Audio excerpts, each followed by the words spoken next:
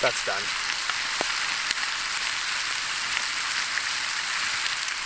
I've got a big canoe trip coming up. We're going to do about a 4-day trip, 112 kilometers, right across the province of Nova Scotia. Myself, I'm responsible for 2 of the 4 suppers that we'll be having on this trip for myself and my paddling partner. I've decided to make a curry chicken dish. Now, we're doing all dehydrated meals for this trip, and we want to be packed as light as possible. I'll run you through the ingredients that I have, a few basic steps, and then we'll get started cooking.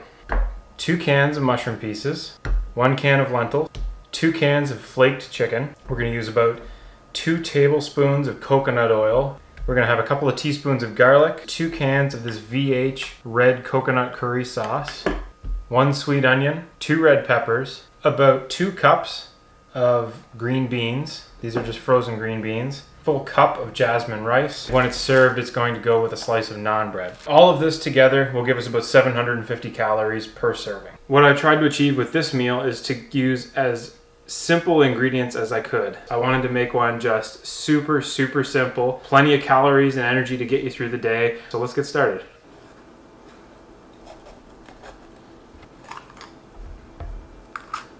Knowing that this is a dehydrator recipe, I'm going to try and cut these as small as I can because I don't want large pieces that I'm waiting for hours to dehydrate. Here's a great safety tip for when you're cutting. Yeah, never hold your food like this. What you want to do is really curl your knuckles in. So you're holding it like that. And then your knife blade goes against those knuckles. So you can't cut yourself like that. See how I do that?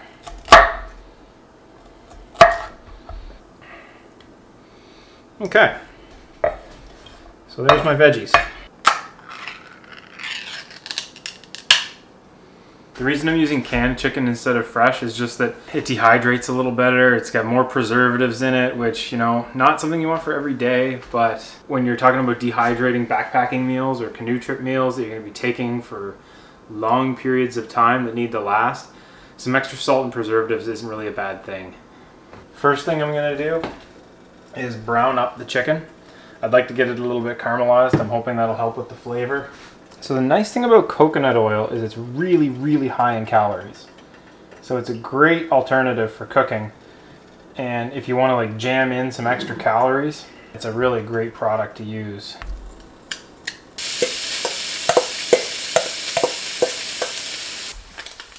Okay, so as you can see, the chicken's actually starting to get nice and crispy. Got a nice salty taste, which is great for this kind of meal. This is about ready, and I'm going to set it aside, and then I'm going to start sauteing up my vegetables. So we've got red peppers in there, and my sweet onion. Now, oftentimes recipes call for you to saute your garlic and onions. A common mistake people make with this is they put them both in the pan at the same time.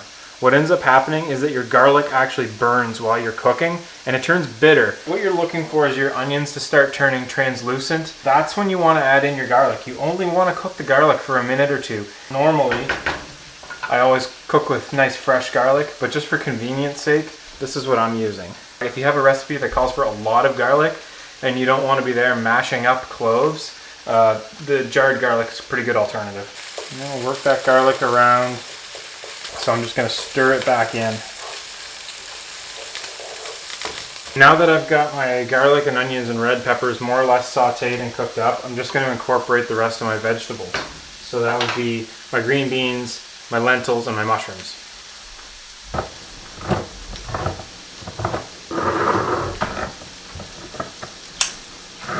My next step, I'm going to take my chicken, which I've actually supplemented it with a couple extra cans of chicken. I'm going to take this and work that in. Now that that's in, I'm going to make a little hole in the middle, start adding the rice.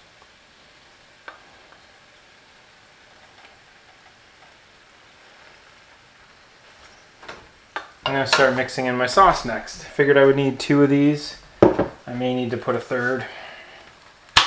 We'll see how it goes.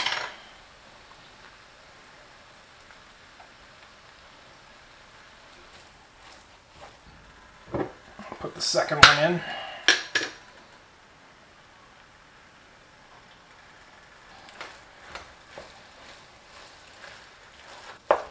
That's about the perfect level of sauce. You don't want to make it too runny for something like this where you're putting it in a dehydrator.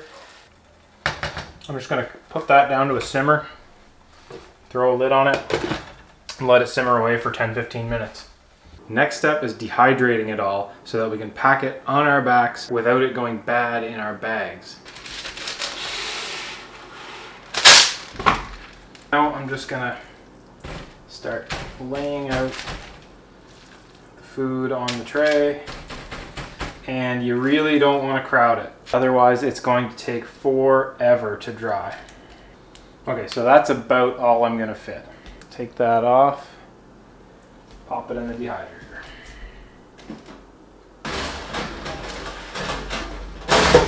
Cover is on. I've got my temperature set to 150, and I'm going to start with a 12-hour timer, and before I go to bed at say 10 or 11 tonight, I might crank it back up another couple of hours.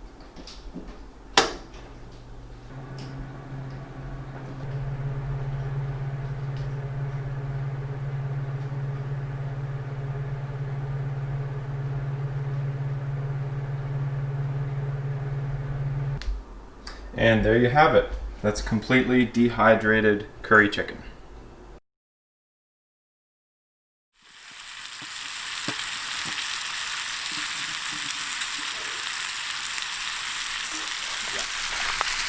That's done.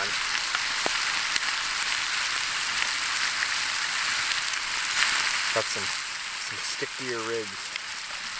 Dehydrated food. Perfect. That's what I want. So, get a little dollop. Scrape off a piece of naan bread. That's your bite there.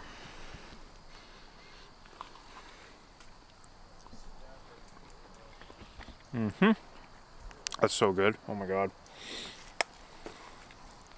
I get the classic shot of Matt eating something. Every video, every time. You're the gourmet guy. Man, there's new channel name, Matt the Gourmet Guy. Oh yeah. Fucking bacon. You got the pot grippers down there too?